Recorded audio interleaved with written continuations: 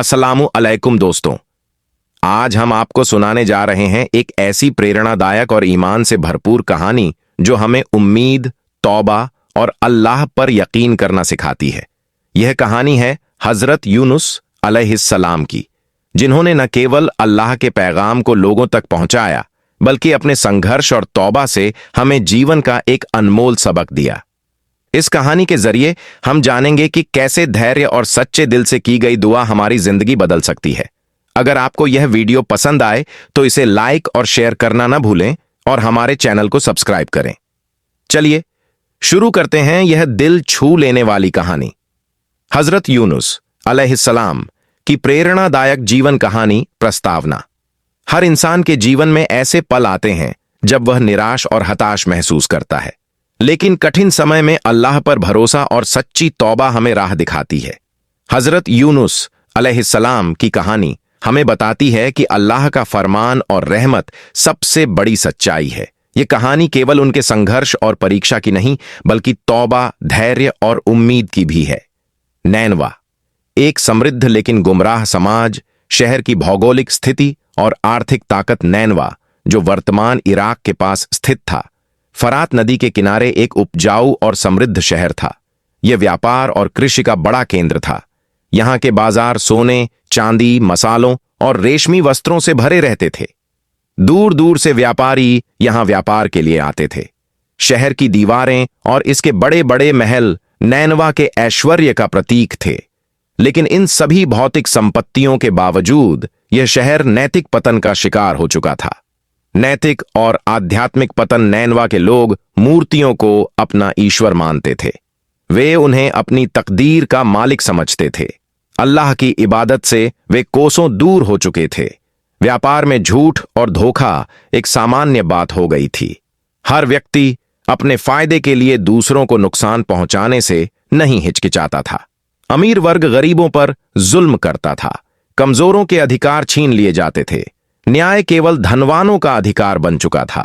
नैनवा के लोग अपने भौतिक ऐश्वर्य पर घमंड करते थे। उन्हें यह विश्वास हो गया था कि उनकी जीवन शैली हमेशा बनी रहेगी। जब नैनवा की बुराइयां अपने चरम पर पहुंच गईं, तो अल्लाह ने हजरत यूनुस अलैहिस्सलाम को नबी बनाकर वहां के लोगों की हिदायत के लिए भेजा। नबियों का काम लोगों को सच्चाई का रास्ता दिखाना होता है और उन्हें अल्लाह की रहमत और अजाब के बारे में सचेत करना होता है। हजरत यूनुस अलैहिस्सलाम ने नैनवा के लोगों को नरमी से समझाया। उन्होंने कहा, अल्लाह तुम्हारा सच्चा रब है। वह देखता और सुनता है। तुम्हारी मूर्तियां न तुम्हें फायदा पहुंचा सकती हैं, न ही तुम्हारी मुश्किलें हल कर सकती हैं।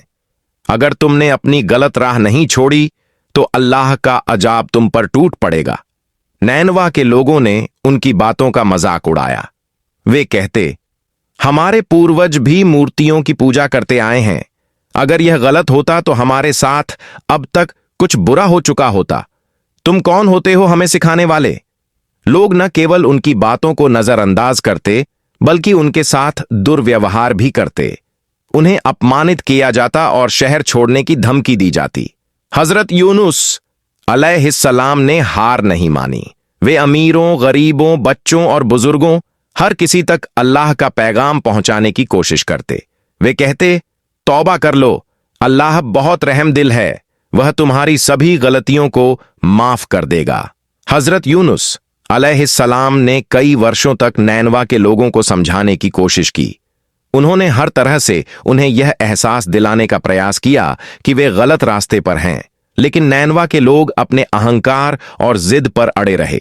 बरसों की मेहनत और सब्र के बावजूद जब कोई बदलाव नहीं आया, तो हजरत यूनुस अलैहिस्सलाम को निराशा होने लगी। उन्होंने सोचा कि ये लोग कभी नहीं सुधरेंगे। गुस्से और निराशा में फैसला आखिरकार हजरत यूनुस अलैहिस्सलाम ने नैनवा छोड़ने का फैसला किया। यह फैसला उन्होंने अल्लाह की मर्जी के बिना लिया, जो उनकी परीक्षा का कारण बना। समुद्र की ओर प्रस्थान। हजरत यूनुस अलैहिस्सलाम एक जहाज पर सवार होकर समुद्र का सफर करने लगे।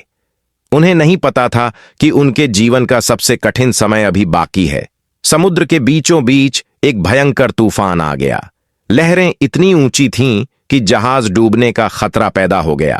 जहाज के कप्तान ने कहा कि किसी एक व्यक्ति को जहाज से समुद्र में फेंकना होगा ताकि जहाज का वजन कम हो सके। लॉटरी निकाली गई और हर बार हजरत यूनुस अलैहिस्सलाम का नाम आया। उन्होंने इसे अल्लाह की मर्जी मानकर खुद को बलिदान के लिए प्रस्तुत कर दिया। जैसे ही उन्हें समुद्र में फेंका गया, एक विशाल मछली ने उन्हें निगल लिया। मछली का पेट उनका नया ठिकाना बन गया। मछली के पेट में अंधेरा और तंगी थी। यह न केवल शारीरिक परीक्षा थी बल्कि मानसिक परीक्षा भी। हजरत यूनुस अलैहिस्सलाम ने महसूस किया कि यह सब उनकी जल्दबाजी और गलती का परिणाम था।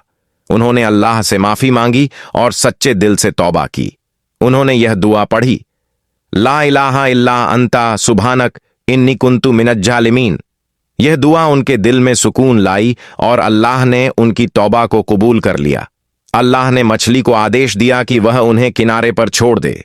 इसके बाद उन्हें दोबारा नैनवा लौटने का हुक्म दिया गया।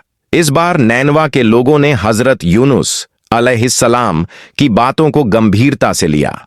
उन्होंने अपनी गलतियों का एहसास किया और सच्चे दिल से अल्लाह से माफी मांगी। समाज का बदलाव, मूर्ति पूजा खत्म हो गई। अमीरों ने गरीबों की मदद शुरू